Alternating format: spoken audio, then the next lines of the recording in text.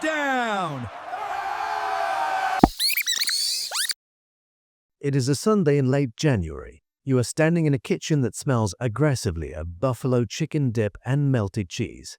In the living room, a dozen of your closest friends are screaming at a television screen, their collective blood pressure rising and falling in sync with the trajectory of a brown leather ball. You are standing there, holding a lukewarm beverage, and you realize something quite profound. You are mimicking their excitement, but you do not feel it. You are performing the ritual of watching the game. But internally, you are wondering if there is enough celery left to justify a second trip to the snack table. It is a strange feeling, isn't it? Being the only person in the room whose heart rate does not spike on fourth and inches. While the rest of the country is locked into this massive, synchronized emotional event, you are just floating, untethered. Now, usually people write this off as just having different hobbies. They say, oh, you are just more into movies or hiking. Or perhaps you just never played sports growing up. But the psychology runs deeper than just preference. When you peel back the layers of the human brain, the refusal to engage with football, especially in a culture that worships the NFL, is actually a fascinating deviation from the norm. It is not just about boredom. It is a subconscious rejection of a specific type of emotional contract. So let's look at who you really are when the game is on. One distinct mindset we see in people who check out during the season is what we might call the outcome owner. For this person, the concept of watching sports is fundamentally at odds with how they derive satisfaction. It comes down to something psychologists call an internal locus of control. See, for the average fan, the thrill is in the surrender. They surrender their mood to the performance of 11 guys they have never met. They are okay with the fact that they cannot influence the result. But for the outcome owner, maybe this is you. That lack of agency is torture. You do not get dopamine from passive observation. You get dopamine from direct cause and effect. If you are this type, you likely spend your Sundays doing things with tangible results. Maybe you are renovating a bathroom, or coding a side project, or even just grinding levels in a video game. In those environments, if you fail, it is because you messed up. If you succeed, it is because you were skilled. Watching a quarterback throw an interception feels like a waste of spiritual energy to you because you couldn't grab the joystick and fix it. You cannot emotionally invest in a system where your input is zero. Then there is the contextual nomad. This is a fascinating pattern. Football is heavily rooted in what we call tribal belonging. It is about geography, heritage, and the collective we. We won, they say, as if they were down on the field taking hits from a 300-pound linebacker. But the contextual nomad lacks this specific tribal wiring. Often this is the person who moved around a lot as a kid, or perhaps someone who just never felt that fierce, irrational loyalty to a patch of dirt. To you, the idea of painting your face the colors of a city you just happened to pay taxes in feels arbitrary. You look at the screen and you do not see us versus them. You see employer A versus employer B. You see a corporate transaction happening on turf. Without that biological drive for tribal fusion, the game just looks like physics. People running, people falling, whistles blowing. The magic evaporates, and you are left wondering why everyone is screaming about a yellow line that isn't even really on the grass. If you are nodding along right now, or if you have ever felt that specific isolation of being the only one not checking fantasy stats on a Thursday night, maybe take a second to subscribe. We dig into these hidden patterns of human behavior every week, and it will be great to have you here.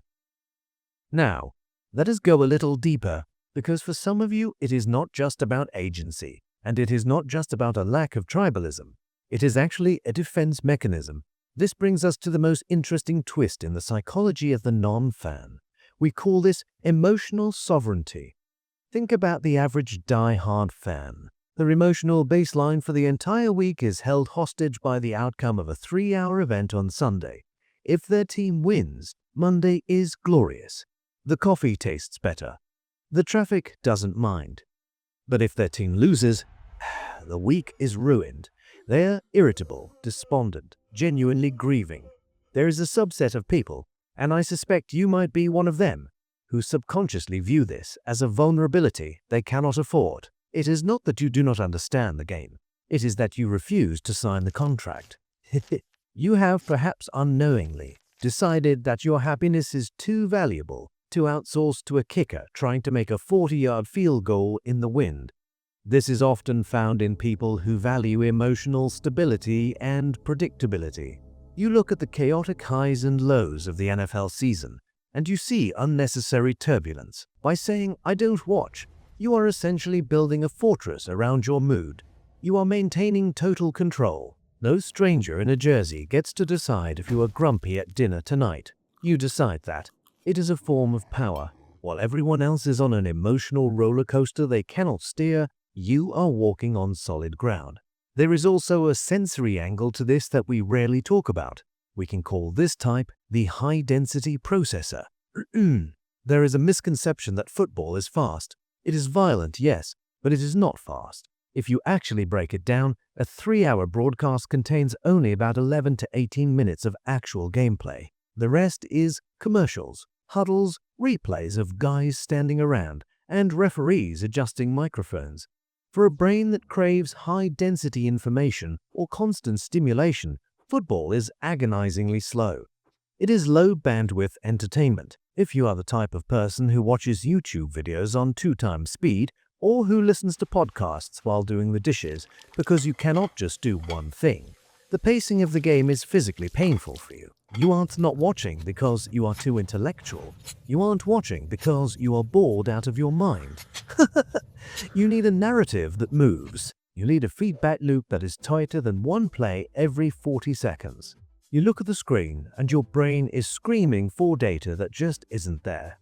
And finally, there is the narrative skeptic. This is the person who sees the NFL not as a sport, but as a constructed reality, a soap opera for people who claim they hate drama. You see the storylines, the commentators push the redemption arcs, the villain narratives, the gritty underdog stories, and you just don't buy it. You see the marketing.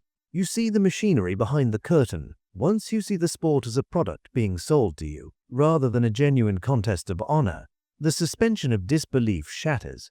You cannot cheer because you are too busy analyzing the production value. You are watching the camera angles, not the players. So, where does this leave you? It leaves you with your Sunday afternoons wide open. It leaves you with a consistent mood, independent of fumble recoveries or bad referee calls. But I have to ask, when you are standing in that kitchen, eating the buffalo chicken dip while the other room erupts in cheers, do you feel superior? Do you feel free? Or do you feel just a tiny bit of envy? Because sure, you have your emotional sovereignty. You are safe. No one can hurt your feelings from a stadium 2,000 miles away. But you also don't get the high. You don't get that moment of absolute dissolved ego where you and a million other people feel the exact same thing at the exact same time. You are the captain of your own ship, but you are sailing it alone. Which one were you? The efficiency architect who hates the wasted time, or the emotional sovereign who refuses to get hurt? Let me know in the comments.